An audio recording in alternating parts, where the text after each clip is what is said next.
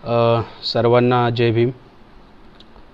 आज बाबासाहेब आंबेडकरांनी जे 1946ला जे पुस्तक लिहिलं, जो ग्रंथ लिहिला, ज्याचं नाव आहे हुवेर शूद्रा, म्हणजे शूद्रपूर्वी कोण होते, हा जो ग्रंथ लिहिलेला आहे, त्या ग्रंथासंदर्भामध्ये आज हा व्हिडिओ मी बनवत आहे। हे फेसबुक लाईव्ह त्या संदर्भात आलेलो आहे। मुळात हा बाबासाहेब आंबेडकरांनी हुवेर शूद्रा नावाचा जो ग्रंथ लिहिला, हा ग्रंथ त्यांनी ज्योतिराव फुलेंना अर्पण केलेला आहे। परंतु जे मराठी ट्रान्सलेशन ज्या लोकांनी केलेलं आहे, माझ्या हातामध्ये एक पुस्तक आहे हुवेर शूद्राचं मराठी ट्रान्सलेशन, आणि हे ट्रान्सलेशन सुगावा प्रकाशनाने छापलेलं आहे। मुळात हे ट्रान्सलेशन चांगदेव खैरमोडे यांनी केलेलं आहे, त्यामुळे ट्रान्सलेशन संदर्भात माझ्या मनात कोणतीही शंका नाही। परंतु हे जे पुस्तक बाबासाहेब आंबेडकरांनी ज्योतिराव फुलेला अर्पण केलेलं आहे, ही अर्पण पत्रिका मात्र या पुस्तकातून गायब झालेली आहे। म्हणजे जे इंग्लिश पुस्तक आहे, त्या इंग्लिश पुस्तकामध्ये अर्पण पत्रिका अवेलेबल आहे, आणि जी मराठी पुस्तिका आहे ही सुगावा प्रकाशनाची, यामध्ये मात्र ज्योतिराव फुलेंना हे पुस्तक अर्पण केलेलं आहे। ही अर्पण पत्रिका गायब केलेली आहे। यामध्ये आता सुगावा प्रकाशनाचा काय उद्देश आहे, हा संशोधनाचा मुद्दा आहे। परंतु सुगावा प्रकाशनानं हे जे पुस्तक ज्योतिराव फुलेला अर्पण केलेलं आहे, ते पुस्तकातली अर्पण पत्रिका गायब केलेली आहे। साथियो, मी तुम्हाला शूद्रपूर्वी कोण होते हे जे पुस्तक आहे, या पुस्तकाच्या संदर्भामध्ये लोकांच्या मनामध्ये काही प्रश्न आहेत। मी सकाळी पोस्ट टाकली आणि या संदर्भात लोकांनी प्रश्न विचारावेत। या संदर्भात पहिला प्रश्न असा लोकांनी विचारलेला आहे की ब्राह्मण हे या भारतातले आहेत असं बाबासाहेब आंबेडकरांचं म्हणणं आहे का, असा एक प्रश्न उपस्थित झालेला आहे। दुसरा प्रश्न असा उपस्थित झालेला आहे की शूद्रपूर्वी कोण होते, म्हणजे नेमके शूद्र कोण, कोणाला म्हणायचं, या संदर्भात बी विश्लेषण झालं पाहिजे, असा एक प्रश्न आहे। आणि बाबासाहेबांनी आर्य इन्व्हेन्शन थेरी जी आहे, आर्यांनी आक्रमण केलं, ही थेरी नाकारली, या संदर्भात सुद्धा लोकांमध्ये चर्चा आहे। मुळात हे जे पुस्तक आहे, हा जो ग्रंथ आहे, हा ग्रंथ समजून घेण्यासाठी बाबासाहेबांनी जी प्रस्तावना लिहिलेली आहे, ही प्रस्तावना काळजीपूर्वक वाचण्याची गरज आहे। मी सुद्धा ही प्रस्तावना ज्यावेळेस काळजीपूर्वक वाचली आणि त्याच्यातले शेवटचं जे प्रकरण आहेत, 2 प्रकरणं, हे ज्यावेळेस आपण काळजीपूर्वक वाचू, त्यावेळेस हुवेर शूद्रा हा ग्रंथ समजू शकतो। कारण सर्वांना असा भ्रम झालेला आहे। हा भ्रम काय आहे? 1 नंबरचा भ्रम असा आहे, तो भ्रम असा आहे की लोकांना असं वाटतं शूद्रपूर्वी कोण होते हे पुस्तक बाबासाहेबांनी शेड्यूल कास्टच्या लोकांसाठी लिहिलेलं आहे। मुळात हे पुस्तक बाबासाहेबांनी शेड्यूल कास्ट कोण होते या संदर्भात लिहिलेलं नाही, तर शेड्यूल कास्ट कोण होते या संदर्भात बाबासाहेबांनी स्पेशल पुस्तक लिहिलेलं आहे, आणि त्या पुस्तकाचं नाव आहे द अनटचेबल। द अनटचेबल हे पुस्तक सेपरेट आहे। हुवेर शूद्रा हे अस्पृश्य लोकांसंदर्भात लिहिलेलं पुस्तक नाही, किंवा अस्पृश्यांचा या पुस्तकात संदर्भ नाही। अस्पृश्यांसाठी वेगळं पुस्तक आहे, हे शूद्रांसंदर्भात पुस्तक आहे, हे अगोदर समजून घेतलं पाहिजे। हा एक प्रमुख मुद्दा आहे या पुस्तकाच्या संदर्भातला। आणि दुसरा फार नवीन मुद्दा आहे, जो की मी सांगणार आहे। आत्तापर्यंत आंबेडकरवादी लोकांनी ज्यांनी आंबेडकरवादाचा आपण जे प्रसार करतो, यामध्ये हुवेर शूद्रा संदर्भामध्ये असं आकलन केलेलं आहे की बाबासाहेब आंबेडकरांनी हुवेर शूद्रा हे पुस्तक आजचे जे शूद्र आहेत, म्हणजे आजचे ओबीसी मराठा आहेत, यांच्या संदर्भात लिहिलेलं आहे, असा एक भ्रम आहे। हा सर्वात मोठा भ्रम आहे की हुवेर शूद्रा हे पुस्तक आजचे शूद्र पूर्वी कोण होते या संदर्भात लिहिलेलं नाही। म्हणजे आजचे ओबीसी मराठा कोण आहेत, पूर्वी कोण होते या संदर्भात हे पुस्तक लिहिलेलं नाही। तर हे पुस्तक आर्य काळामध्ये शूद्र कोण होते या संदर्भात पुस्तक लिहिलेलं आहे। म्हणजे हा सर्वात मोठा भ्रम आहे की लोकांनी शूद्रपूर्वी कोण होते म्हणजे आजचे ओबीसी मराठा कोण होते असा अर्थ लावलेला आहे. हा अर्थ चुकीचा अर्थ आहे. कारण बाबासाहेब आंबेडकरांनी प्रस्तावनेमध्येच जी प्रस्तावना लिहिली त्या प्रस्तावनेमध्ये बाबासाहेबांनी लिहिलेलं आहे, लोकांनी गल्लत केलेली आहे, लोकांनी गोंधळ निर्माण केलेला आहे, इतिहासकारांनी निर्माण केलेला आहे की आजचे जे शूद्र आहेत, आजचे शूद्र म्हणजे मराठा ओबीसी हेच शूद्र आणि आर्य काळातील जे शूद्र लोक होते हे एकच आहेत. हा गोंधळ आहे, हे खरं नाही आहे.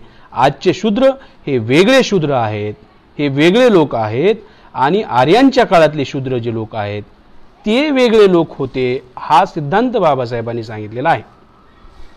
आता मूळ पुस्तकासंदर्भामध्ये येतो. यामध्ये जी बाबासाहेबांनी प्रस्तावना लिहिलेली आहे या प्रस्तावनेमध्ये बाबासाहेब म्हणतात की मुळात हा मला लिहिण्याचा अधिकार आहे का? तर बाबासाहेब म्हणतात की काही लोक म्हणतील की मला संस्कृत येत नाही, बाबासाहेबांना संस्कृत येत नाही म्हणून बाबासाहेबांनी या ग्रंथावर या प्राचीन साहित्यावर भाष्य करू नये. परंतु बाबासाहेब म्हणतात की ब्राह्मणांचं सर्व साहित्य हे इंग्लिशमध्ये ट्रान्सलेट झालेलं आहे. असं कोणतं साहित्य राहिलेलं नाही की जे इंग्लिशमध्ये ट्रान्सलेट व्हायचं आहे. त्यामुळे इंग्लिशमध्ये जेवढं साहित्य ब्राह्मणांचं ट्रान्सलेट झालेलं आहे ते सर्व साहित्य मी वाचलेलं आहे, अभ्यासलेलं आहे. आणि जो कोणी एक साधारण बुद्धीचा माणूससुद्धा 10 ते 15 वर्ष जर यावर अभ्यास केला तर तो अधिकारवाणीनं बोलू शकतो, असं बाबासाहेब आंबेडकर म्हणतात. आणि प्रस्तावनेमध्ये आणखी एक उल्लेख करतात बाबासाहेब की हे पुस्तक मी लिहिलेलं आहे तर काही लोकांना या संदर्भामध्ये हिंदू जे लोक आहेत, हिंदूमध्ये 5 प्रभाव आहेत. नंबर 1चा आहे ते सनातनी हिंदू आहेत, यांना याचा राग येईल, ते मला धमक्या देतील, यांनी मला मारायच्या अगोदर धमक्याही दिलेल्या आहेत, त्यांना याचा राग आहे. दुसरा एक गट आहे तो आर्य समाजिस्ट लोकांचा गट आहे. आर्य समाजिस्ट लोक म्हणजे कोण? की ज्यांनी आर्य समाजाची स्थापना केली, त्यांचा वेदावर भरोसा आहे. आणि बाबासाहेबांनं हे पुस्तक वेदामध्ये जे पुरुष सूक्त आहे हे पुरुष सूक्तच घुसडलेलं आहे. म्हणजे जे वेद आहेत हे वेदामध्ये नंतरच्या काळामध्ये पुरुष सूक्त घुसडलं आणि वर्णव्यवस्थेची थिअरी जी आहे, 4 वर्ण निर्माण झाली, ही थिअरी नंतर घुसडलेली थिअरी आहे. हे वेदावरच प्रश्नचिन्ह उपस्थित केलेलं आहे. त्यामुळे बाबासाहेब म्हणतात हे आर्य समाजिस्ट लोकांवर हे ॲटम बॉम्बसारखं पुस्तक आहे. तिसरा एक वर्ग आहे त्यांचं असं म्हणणं आहे की नाही, की हे आता इंग्रजांचं राज्य आहे त्यामुळं कायद्याने याला समर्थन नाही, असं काही लोक म्हणतील आणि त्यामुळे ते ह्याच्यात सुधारणा करू इच्छित नाहीत. चौथा एक वर्ग आहे तो म्हणतो की स्वराज्य असलं पाहिजे आणि सामाजिक सुधारणा नंतर बघू, या संदर्भात एक वर्ग आहे. आणि एक 5वा वर्ग आहे जो स्वराज्यापेक्षाही या समाज सुधारणांना या प्रश्नाला महत्त्वाचं स्थान देतो, असा एक वर्ग आहे. बाबासाहेब म्हणतात हा वर्ग माझं स्वागत करेल या पुस्तकाचं. आणि पुस्तकामध्ये पहिलं प्रकरण आहे शूद्रांचा कूट प्रश्न. शूद्रांचा कूट प्रश्न यामध्ये बाबासाहेब आंबेडकर म्हणतात की या प्रकरणामध्ये जे वेद आहेत, वेदामध्ये जे ऋग्वेद आहे आणि त्या ऋग्वेदामध्ये जे पुरुष सूक्त आहे त्या पुरुष सूक्तामध्ये ही थेरी मांडलेली आहे. बाबासाहेब म्हणतात हा मुख्य प्रश्न आहे की त्या थेरीमध्ये काही ब्राह्मण माणूस तोंडातून जन्माला, क्षत्रिय भुजातून, वैश्य मांडीतून आणि शूद्र पायातून असं का म्हणलेलं आहे. तर याच्या हा मुळात प्रश्न आहे की ही जी सामाजिक विभागणी आहे ही सामाजिक विभागणी झालेली आहे, हे बाबासाहेबांचं म्हणणं आहे. आणि यामागं यांचं खरं कारण काय आहे, या असं करण्यामागं ब्राह्मणांचं खरं कारण काय आहे. ज्यांनी वर्णव्यवस्था निर्माण केली त्यांनी शूद्रांना पायातून का निर्माण केलं, हा मुळात प्रश्न आहे. कारण यामुळं क्रमिक असमानता निर्माण होते, असमानतेची दरी निर्माण होते. ब्राह्मण वरचा आहे, त्याच्यानंतर क्षत्रिय आहे, त्यानंतर वैश्य आहे आणि नंतर शूद्र आहे. हा मूलभूत प्रश्न आहे. दुसरं बाबासाहेब आंबेडकर दुसरा जो प्रकरण आहे शूद्रांच्या उत्पत्तीबद्दल ब्राह्मण ग्रंथातील सिद्धांत. या प्रकरणामध्ये बाबासाहेबांनी ब्राह्मण ग्रंथामध्ये किती सिद्धांत आहेत शूद्रांच्या उत्पत्तीचे, ते सिद्धांत बाबासाहेबांनी वेगवेगळे सिद्धांत जे आहेत ते वेगवेगळे सिद्धांत बाबासाहेबांनी मांडलेले आहेत. हे प्रकरण ते वाचलं पाहिजे तुम्ही. त्यानंतर तिसरं प्रकरण आहे शूद्रांचा दर्जा कोणता याबद्दलचे ब्राह्मण ग्रंथातील प्रमेय. शूद्रांचा दर्जा कोणता आहे या संदर्भामध्ये डिटेलमध्ये बाबासाहेबांनी मनुस्मृतीमध्ये काय लिहिलेलं आहे, ब्राह्मण्यामध्ये काय लिहिलेलं आहे आणि यांचा दर्जा खालच्या स्तराचा असावा. या संदर्भामध्ये शूद्रांनी संपत्ती धारण नाही केली पाहिजे, शूद्रांना नीच लेखलं पाहिजे आणि शूद्रांना अधोगतीसाठी जेवढे नियम लिहिलेले आहेत, त्यांना शिक्षणावर बंदी आलेली आहे, उपनयन संस्कार करण्याची बंदी आलेली आहे, हे सगळे नियम बाबासाहेब आंबेडकरांनी या 3ऱ्या चॅप्टरमध्ये सांगितलेले आहेत. 4था तो चॅप्टर आहे, हा महत्त्वाचा चॅप्टर आहे. या चॅप्टरचं नाव आहे शूद्र आणि आर्य यांचा झगडा, ज्याच्यामध्ये जी आर्यन थिअरी आहे, ही आर्यन थिअरी बाबासाहेबांनी सांगितलेली आहे. जे युरोपियन इतिहासकार आहेत, युरोपियन इतिहासकारांनी काय केलं तर युरोपियन इतिहासकारांनी एक थिअरी मांडली. ती थिअरी अशी आहे युरोपियन इतिहासकारांची की एक आर्य हा वंश आहे, नंतर ह्या आर्य हे विदेशातले आहेत आणि ह्या विदेशातून आलेल्या आर्यांनी भारतावर स्वारी केली आणि भारतातील दास आणि दस्यू लोकांना गुलाम केलं आणि गुलाम करून यांना शूद्र घोषित केलं. अशी जी थिअरी आहे ही युरोपियन इतिहासकारांनी लिहिलेली आहे. बाबासाहेब आंबेडकरांनी ही थिअरी खोडलेली आहे. पहिली थिअरी जी की आर्य वंश आहे, या संदर्भात बाबासाहेब म्हणतात की आर्य शब्द भरपूर वेळेस ऋग्वेदामध्ये आढळतो, परंतु आर्य शब्द हा वंशवाचक आहे असा ऋग्वेदात कुठेही उल्लेख नाही. म्हणजे ऋग्वेदामध्ये आर्य शब्दाबद्दल उल्लेख नाही हे बाबासाहेब आंबेडकर म्हणतात. म्हणजे वेदामध्ये आर्य हा वंश आहे याचा कोणताच पुरावा सापडत नाही असं बाबासाहेबांचं म्हणणं आहे. दुसरं की आर्यांनी आक्रमण केलं ही जी थिअरी आहे, बाबासाहेब आंबेडकरांनी या संदर्भात सुद्धा मॅक्स मुलरचं उदाहरण घेतलेलं आहे आणि मॅक्स मुलर सुद्धा कन्फ्यूज आहे असं बाबासाहेब म्हणतात. मॅक्स मुलरनं लिहिलेलं आहे की आर्य म्हणजे आर्य भाषा बोलणारे लोक, आर्य म्हणजे आर्य भाषा आहे, ती भाषा बोलणारे म्हणजे आर्य लोक असं मॅक्स मुलर म्हणतो आणि मॅक्स मुलर वंशही म्हणतो. त्यामुळं मॅक्स मुलरला नेमकं काय म्हणायचं आहे हे स्पष्ट झालेलं नाही. त्यामुळं मॅक्स मुलरचं म्हणणे ग्राह्य धरता येत नाही असं बाबासाहेबांचं म्हणणं आहे. एक टिळकांचा सिद्धांत आहे, टिळकांचा सिद्धांत बाबासाहेबांनी लिहिलेला आहे आणि टिळकांनी जे Arctic home in the Vedas नावाच्या पुस्तकामध्ये जो थिअरी लिहिली की हे आर्य हे आर्केटिक प्रदेशाचे आहेत, तर बाबासाहेबांनी हा सिद्धांत खोडलेला आहे. बाबासाहेब म्हणतात की टिळकांचा सिद्धांत हा लंगडा पडतो. लंगडा यासाठी पडतो की आर्य आणि घोडा यांचा फार जवळचा संबंध आहे. आर्य यज्ञ करीत असत, अश्वमेध यज्ञ करीत असत, घोड्यांचा संबंध आहे आणि घोडा याची ओरिजिन आर्केटिक प्रदेश नाही, आर्केटिक प्रदेश नाही असं बाबासाहेब आंबेडकर म्हणतात. त्यामुळं टिळकांचा सिद्धांत हा लंगडा पडतो हे बाबासाहेबाचं आर्ग्युमेंट आहे. आणि याच आर्ग्युमेंटवर लोकांनी भ्रम निर्माण केलेला आहे.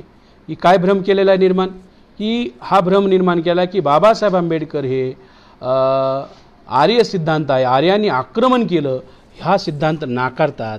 मुळात बाबासाहेब आंबेडकरांचं म्हणणं हे वेगळं होतं.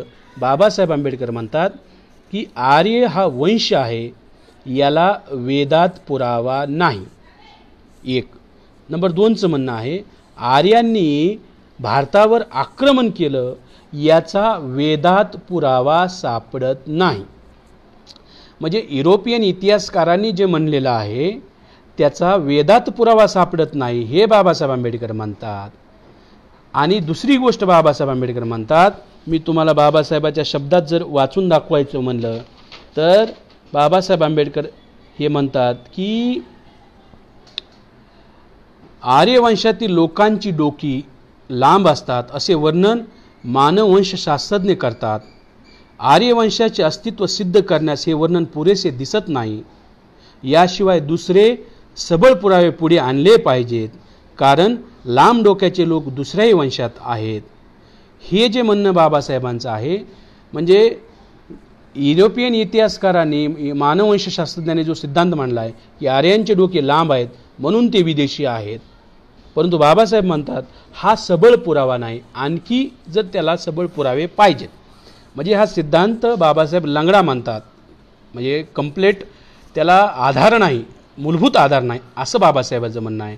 ज्यांना आर्य विदेशी आहे ते सिद्ध करायचं असेल तर आणखी पुरावे समोर आणले पाहिजेत हे बाबासाहेबांचं म्हणणं आहे.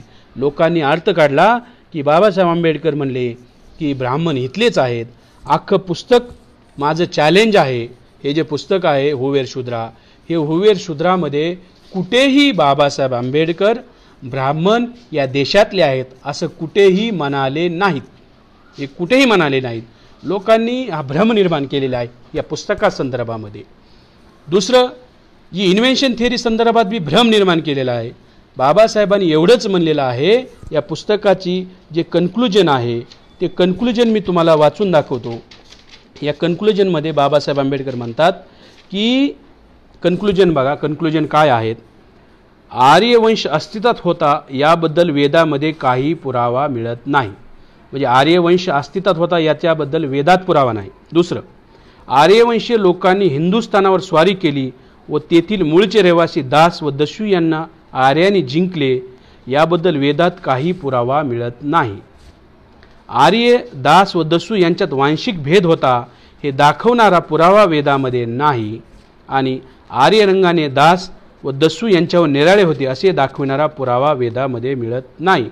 म्हणजे बाबासाहेब आंबेडकर म्हणतात की वेदामध्ये असा पुरावा नाही. वेदामध्ये पुरावा नाही की आर्यांनी आक्रमण केल्याचा, किंवा वेदामध्ये पुरावा नाही की आर्य एक वेगळा वंश असल्याचा. हे बाबासाहेब आंबेडकरांचं म्हणणं आहे. या संदर्भामध्ये लोकांनी संभ्रम निर्माण केलेला आहे.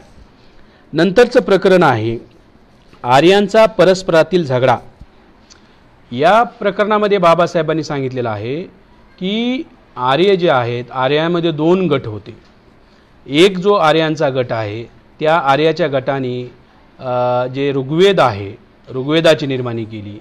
आणि एक दुसरा जो गट आहे त्या दुसऱ्या गटानं सामवेद आणि यजुर्वेदाची निर्मिती केली.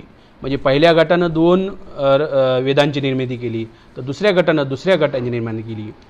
मानव उत्पत्तीचे जे सिद्धांत आहेत हे सुद्धा दोन्ही गटाचे वेगवेगळे आहेत. एकाला वर्णव्यवस्था मान्य आहे, दुसऱ्या गटाला वर्णव्यवस्था मान्य नाही. तर या संदर्भामध्ये बाबासाहेब हे म्हणतात की आर्यामध्ये 2 गट आहेत. असे बाबासाहेब म्हणतात जो एक गट आहे तो त्याचं ओरिजिन हे हिमालयाजवळ असावं असं बाबासाहेबांचं म्हणणं आहे. आणि त्यामुळं आर्य विदेशातून आले हा जर सिद्धांत मांडला तर नेमके कोणते आर्य, भारतातले आर्य की विदेशातले आर्य, हा प्रश्नचिन्ह निर्माण होतो असं बाबासाहेबांचं म्हणणं आहे. की आर्यामध्ये 2 गट आहेत, हा एक कन्क्लुजन आपण लक्षात घेतलं पाहिजे. आणि त्या 2 गटामध्ये वर्णव्यवस्थेबद्दल मतभेद आहेत, त्यांचे वेदांबद्दल मतभेद आहेत, मनुष्य वर्णव्यवस्थेच्या उत्पत्ती संदर्भात मतभेद आहेत. हे बी बाबासाहेब आंबेडकर येथे मांडताना दिसतील. त्यानंतर चॅप्टर आहे शूद्र आणि दास. तर या चॅप्टरमध्ये बाबासाहेबांचं म्हणणं आहे शूद्र आणि दास हे वेगवेगळे लोक आहेत. दास हे लोक मूळचे इराणचे आहेत असं बाबासाहेबांचं म्हणणं आहे. इराणच्या लोकांना दास म्हणलेला आहे, हा सिद्धांत बाबासाहेबांनी मांडलेला आहे. आणि शूद्र आणि दास हे एका वंशाचे लोक नाहीत किंवा हे एक लोक नाहीत, यासाठी हा चॅप्टर लिहिलेला आहे. त्यानंतरचा चॅप्टर आहे शूद्रपूर्वी क्षत्रिय होते.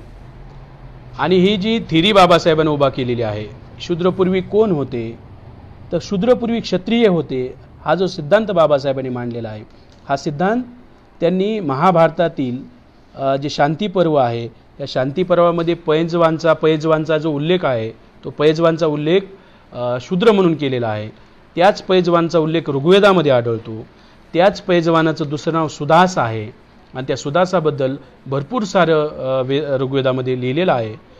म्हणजे सुदास हा जो शूद्र होता त्यानं ऋग्वेदामध्ये ऋचा रचलेल्या आहेत, ऋचा लिहिलेल्या आहेत, हे सुद्धा बाबासाहेब आंबेडकर म्हणतात. त्यामुळं त्या जो पैजवान आहे हा जो शूद्र होता आणि तोच क्षत्रिय होता. त्यामुळं बाबासाहेब आंबेडकर म्हणतात की ज्यांना शूद्र संबोधलं गेलं ते शूद्र लोक अगोदरचे क्षत्रिय होते. हा बाबासाहेब आंबेडकरांचा सिद्धांत आहे की जे शूद्र आहेत हे होते अगोदरचे क्षत्रिय होते. मग त्याच्यानंतरचा बाबासाहेबांचा चॅप्टर आहे वर्णाची संख्या 3 की 4. कारण जर शूद्र हे क्षत्रिय होते मग वर्ण किती होते, तर बाबासाहेबांनी सांगितलेलं आहे वर्ण हे 3च होते. एक ब्राह्मण, दुसरा क्षत्रिय आणि तिसरा वैश्य, असे 3 वर्ण अस्तित्वात होते. हे बाबासाहेब आंबेडकरांचं म्हणणं आहे. त्यानंतरचा जो चॅप्टर आहे ब्राह्मण व शूद्र यांचा झगडा. यामध्ये ब्राह्मण एक ऋषी आहे जो वशिष्ठ ऋषी, आणि जो क्षत्रिय पुरोहित आहे ज्याला विश्वामित्रा. त्या विश्वामित्राचं आणि वशिष्ठाचं जे भांडण आहे हे भांडण एकमेकाचे मुलं मारणे, जीव घेणे, जाळणे आणि प्रचंड मोठा संघर्ष या दोघांमध्ये आहे.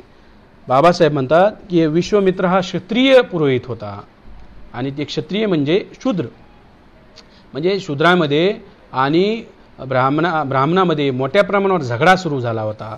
हा झगडा कसा होता या संदर्भात या पुस्तकामध्ये या चॅप्टरमध्ये लिहिलेला आहे. त्यानंतरचा चॅप्टर आहे 10वा, ब्राह्मणांनी शूद्रांना अधोगतीस कसे नेले. हा जो सिद्धांत आहे बाबासाहेबांनी सांगितलेला आहे की ब्राह्मणांनी शूद्रांचा जे अगोदरचे क्षत्रिय होते यांचा उपनयन संस्कार करणं बंद केलं. उपनयन संस्कार म्हणजे गळ्यात जानवं घालण्याचा संस्कार तो बंद केला. त्यामुळं नंतरच्या काळामध्ये हे जे शूद्र आहेत हे अधोगतीस लागले. म्हणजे अगोदर ते क्षत्रिय होते, ब्राह्मणांसोबत झगड्यामुळं ब्राह्मणांनी बदला घेण्याच्या उद्देशानं बदला घेतला आणि बदला कसा घेतला तर त्यांनी त्यांचं उपनयन करणं नाकारलं. या संदर्भात हा चॅप्टर आहे. यानंतर समेटीची हकीकत.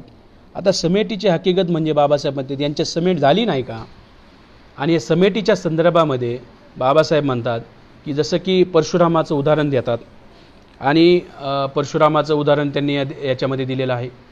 आणि परशुरामाने 21 वेळा पृथ्वी निक्षत्रिय केली, म्हणजे क्षत्रिय सगळे मारले. त्यामुळे समेट नावाची गोष्ट ज्या काही कथा आहेत त्या कथेमध्ये क्षत्रियच याचना करताना दिसतात, पाया पडताना दिसतात. त्यामुळे या कथेंना बाबासाहेबांनी व्हॅल्यू दिलेलं नाही आहे. मुळात एक चांडाळ जे शब्द आहे हा चांडाळ शब्द कसा बनला तर ज्याचं बाप हा शूद्र असतो आणि आई ही ब्राह्मण असते, यांच्यापासून जे मुलं होतात त्यांना चांडाळ म्हणतात. म्हणजे बाप शूद्र आणि आई ब्राह्मण याच्यापासून जे लेकरू होतं त्याला चांडाळ म्हणतात. आणि या चांडाळा संदर्भामध्ये फार कडक नियम ब्राह्मणांनी मनुस्मृती आणि सगळ्या ग्रंथात लिहिलेले आहेत. यामुळं बाबासाहेब म्हणतात की ही समेट घडून आलेली नाही. यांनी त्या काळातल्या क्षत्रियांना आणि शूद्रांना अधोगतीस नेलं. आणि हे अधोगतीस कसं नेलं याचंही बाबासाहेब फार मजेशीर उदाहरण देऊन सांगतात की ब्राह्मणांनी मुळात उपनयन करण्याचा जो अधिकार होता तो नाकारल्यामुळं, आणि त्यासाठी मोठं उदाहरण छत्रपती शिवाजी महाराजांचं देतात. छत्रपती शिवाजी महाराजांचा जो राज्याभिषेक आहे तो राज्याभिषेक करण्यास ब्राह्मण तयार झाले नाही. म्हणून शिवाजी महाराजांनी बाळाजी अवजेच्या मदतीनं गागा भट्टाला बोलवून आणलं. सुरुवातीला गागा भट्टसुद्धा तयार नव्हता, मग गागा भट्ट आला आणि गागा भट्टानं नंतर पैसे घेऊन म्हणजे लाच घेऊन तो राज्याभिषेक केला. याचा दुसरा अर्थ होतो की ब्राह्मण लोक लाच घेऊनसुद्धा एक दुसऱ्याचा वर्ण बदलायचे. हा बाबासाहेब म्हणतात की ब्राह्मणाच्या हातात आहे की कोणाला कोणत्या वर्णात टाकायचा अधिकार ब्राह्मणाला होता. हा प्रमुख मुद्दा आहे. आणि शिवाजी महाराजांचाच मुद्दा सांगून बाबासाहेब पुढे म्हणतात की शिवाजी महाराज हे सिसोदिया वंशाचे होते. मग मूळ प्रश्न होतो हे सिसोदिया कोण आहेत, तर हे सिसोदिया राजपूत आहेत. मग बाबासाहेबांनी प्रश्न उपस्थित केला आहे राजपूत कोण आहेत, काय राजपूत भारतातले आहेत. तर बाबासाहेबांचं म्हणणं आहे की राजपूत हे विदेशी आहेत. हे विदेशी कोण आहेत, जे शक कुशाण हून जे भारतात आले त्यापैकी जे हून लोक आले ते हून लोक म्हणजेच आजचे राजपूत आहेत, हे बाबासाहेबांचं म्हणणं आहे. म्हणजे आजचे राजपूत हे विदेशी लोक आहेत हे बाबासाहेब आंबेडकर म्हणतात. आणि त्या राजपूत लोकांना नंतर क्षत्रियत्वाचा दर्जा दिला ब्राह्मणांनी, आणि त्या राजपूत लोकांसोबत मग शिवाजी महाराजांची नाळ गागा भट्टानं पैसे घेऊन जुळली, हे बाबासाहेबांचं म्हणणं आहे. म्हणजे मूलभूत हे सांगायचं आहे की उपनयन संस्कार करण्याचा जो अधिकार ब्राह्मणाला आहे, ब्राह्मणाने त्याचा वापर कसा केलेला आहे. म्हणजे शिवाजी महाराजांच्या जो वंशजांचं सुद्धा बाबासाहेबांनी इतिहास लिहिलेला आहे की नंतरच्या काळामध्ये प्रतापसिंगाच्या राजांच्या काळामध्ये सुद्धा तो मुद्दा परत उपस्थित झाला. इवन शाहू महाराजांच्या काळामध्ये, राजर्षी शाहू महाराजांच्या काळामध्ये म्हणजे त्यावेळेससुद्धा वेदोक्त मंत्र की पुराणोक्त मंत्र हा मुद्दा उपस्थित झाला. म्हणजे बाबासाहेब म्हणतात की ब्राह्मणाकडं ठरवण्याचा अधिकार आहे कोण क्षत्रिय कोण शूद्र, आणि हा अधिकार ब्राह्मणांनी त्यांच्या साहित्यात ब्राह्मणांच्या साहित्यात लिहिलेला आहे. हा मुद्दा बाबासाहेब आंबेडकर शिवाजी महाराजांचा रेफरन्स देऊन सांगतात. आणि त्याच्यातला जो शेवटचा चॅप्टर आहे हे सिद्धांताची कसोटी आहे. या कसोटीमध्ये बाबासाहेबांनी काही मूलभूत प्रश्न उपस्थित केलेले आहेत. हे जे प्रश्न आहेत हे प्रश्न ब्राह्मणाला विचारलेले आहेत. हे बाबासाहेबांनी स्वतःच्या सिद्धांताची समीक्षा केलेली आहे. ते प्रश्न 1-2 नमुन्याखातर मी वाचून दाखवतो. आतापर्यंत असे समजण्यात आले होते की शूद्र हे अनार्य होते व आर्यांशी झगडणारे होते. आणि आर्यांनी त्यांना जिंकून आपले गुलाम केले होते हे जर खरे मानले तर यजुर्वेद व अथर्ववेद यातील ऋषींनी शूद्रांची भरभराट होवो असे म्हटलेले आहे व शूद्रांनी मर्जी संपादन करण्याची इच्छा व्यक्त केलेली आहे याची वाट काय. म्हणजे यजुर्वेदामध्ये शूद्रांची भरभराट व्हावी असा उल्लेख आहे, असा का केला हे बाबासाहेबांचं म्हणणं आहे. शूद्रांना वेदाभ्यास करण्याचा अधिकार नव्हता असं काही लोक म्हणतात, परंतु ब्राह्मणांच्या साहित्यामध्ये शूद्रांना वेदांचा अधिकार होता अभ्यासाचा हे बी लिहिलेलं आहे. शूद्रांना उपनयन करण्याचा अधिकार नव्हता, परंतु ब्राह्मणाच्या साहित्यामध्ये उपनयन करण्याचा बी अधिकार लिहिलेला आहे. ही जी कॉन्ट्रडिक्शन आहे ही का आहे याचे उत्तर कोणताही ब्राह्मण देत नाही. हे उत्तर बाबासाहेब आंबेडकरांनी दिलेलं आहे. तर ही अशा प्रकारचं हे पुस्तक आहे. आणि सर्वात महत्त्वाची गोष्ट या पुस्तकामधले, या पुस्तकाचा जो आत्मा आहे, आजपर्यंत जे आंबेडकरवादी लोक याचं गलत इंटरप्रिटेशन करतात, मी ब्राह्मण काय इंटरप्रिटेशन करतात हे नाही सांगत, बाबासाहेबांचे जे हुवेर शूद्राला मानणारे लोक बाबा हेच पुस्तकाचं गलत इंटरप्रिटेशन केलेलं आहे. ते गलत इंटरप्रिटेशन बाबासाहेबांनी याच पुस्तकामध्ये स्पष्टपणे सांगितलेलं आहे. ते काय थिअरी आहे तर बाबासाहेबांचं म्हणणं आहे शूद्रपूर्वी कोण होते हे जे पुस्तक बाबासाहेबांनी लिहिलेलं आहे ते पुस्तक आजचे ओबीसी मराठा कोण होते यासाठी लिहिलेलं पुस्तक नाही. म्हणजे बाबासाहेबांनी हे जे पुस्तकामध्ये शूद्रपूर्वी कोण होते जे लिहिलेलं आहे ते शूद्र आजचे मराठा ओबीसी नाहीत. हा महत्त्वाचा मुद्दा समजून घेतला पाहिजे. बाबासाहेब ज्या शूद्राबद्दल बोलत आहेत ते शूद्र आर्य काळातील शूद्र आहेत. आर्याच्या काळातील शूद्राबद्दल हे पुस्तक आहे, आजच्या मराठा ओबीसी बद्दल हे पुस्तक नाही. ही सर्वात मोठी गलतफहमी आहे. मी या पुस्तकातलाच उतारा वाचून दाखवतो, जो उतारा बाबासाहेब आंबेडकरांनीच 11व्या प्रकरणामध्ये लिहिलेला आहे. 11व्या प्रकरणामध्ये बाबासाहेब काय लिहितात हे वाचून दाखवतो. कारण की हिंदी आर्य समाजातील शूद्र हे आजच्या हिंदू समाजातील शूद्राहून वांशिक दृष्टीने अगदी वेगळे आहेत. आजच्या हिंदू समाजातील शूद्र हे पूर्वीच्या हिंदी आर्य समाजातील शूद्रांच्या वंशात जन्मलेले नाहीत. म्हणजे आजचे ज्यांना तुम्ही शूद्र म्हणतात, म्हणजे आजचे ओबीसी मराठा जे लोक आहेत ते लोक आणि आर्यांच्या काळात जे शूद्र लोक होते हे वेगवेगळे आहेत, हे एक नाहीत. आणि किती वेगळे आहेत तर यांचा वंश वेगळा आहे. आजचे मराठा ओबीसी यांचा वंश आणि आर्यांच्या काळातील जे शूद्र होते यांचा वंश हा वेगवेगळा वंश आहे, हा एक वंश नाही हे बाबासाहेब म्हणतात. म्हणजे हे जे पुस्तक आहे हू वेर शूद्रा, हे शूद्रापूर्वी क्षत्रिय होते, पण ते कोणते शूद्र तर आर्य काळातील शूद्र आहेत. आजच्या मराठा ओबीसींचा यासोबत काही संबंध नाही हे बाबासाहेब म्हणतात. पुढे बाबासाहेब काय म्हणतात पुढच्या याच्यामध्ये पॅराग्राफमध्ये, अलीकडील काळात शूद्र म्हणून समजले गेलेले लोक निरपराधी व मागासलेले आहेत. या शूद्रांची वैदिक काळातील शूद्रांशी गल्लत करून त्यांच्याकडून काही अपराध झालेला नसताही वैदिक शूद्रावर लादलेले निर्बंध देहदंड यांच्यावर नादण्यात आलेले आहेत. ही शोचनीय गोष्ट आहे. म्हणजे बाबासाहेब म्हणतात की हे जे शूद्रावर निर्बंध लादलेले आहेत ते निर्बंध आर्यांच्या काळातील शूद्रावर लादले होते, आता ते शूद्र अस्तित्वात नाहीत. आजचे जे शूद्र आहेत ते शूद्र वेगळे आहेत, ते वंशाने वेगळे आहेत. त्यांचा आणि पूर्वींच्या शूद्रांचा काहीही संबंध नाही. याचा दुसरा अर्थ होतो, याचा दुसरा काय अर्थ होतो की बाबासाहेब आंबेडकर हे सांगू इच्छितात की आजचे शूद्र हे वेगळे शूद्र आहेत, आर्यांच्या काळातील शूद्र हे वेगळे शूद्र आहेत. तर मला हे या संदर्भात सांगायचं आहे की बाबासाहेबांनी जे हू वेर शूद्र, जे पुस्तकाचं नाव आहे शूद्र पूर्वी कोण होते, म्हणजे हू शूद्र पूर्वी कोण होते, म्हणजे बाबासाहेबांनी आर्य काळातील शूद्र पूर्वी कोण होते या संदर्भात हे व्याख्यान केलेलं आहे, या संदर्भात हे संशोधन केलेलं आहे. लोकांनी गल्लत काय केली आणि ब्राह्मणांनी काय केलं तर जुन्या काळातले जे नीती नियम आहेत जे शूद्रांना लागू होते ते आजच्या काळातल्या शूद्रांना लागू केले. आजच्या काळातले शूद्र हे वेगळे शूद्र आहेत आणि ते वंशाने वेगळे आहेत. आता त्यामुळं आता पुढचा प्रश्न निर्माण होतो की मग आजच्या काळातले शूद्र कोण आहेत. आजच्या काळातले ओबीसी मराठा हे कोण आहेत हा प्रश्न निर्माण होतो. या संदर्भात बाबासाहेबांनी या पुस्तकात काहीही लिहिलेलं नाही आहे. हे पुस्तक या संदर्भात हे वेगळं आहे. म्हणजे हे संपूर्ण जर ॲनालिसिस बघायचं असेल तर बाबासाहेबांनी 1945 नंतर लिहिलेले सर्व ग्रंथ वाचावे लागतील, त्यांचे भाषणं वाचावं लागतील.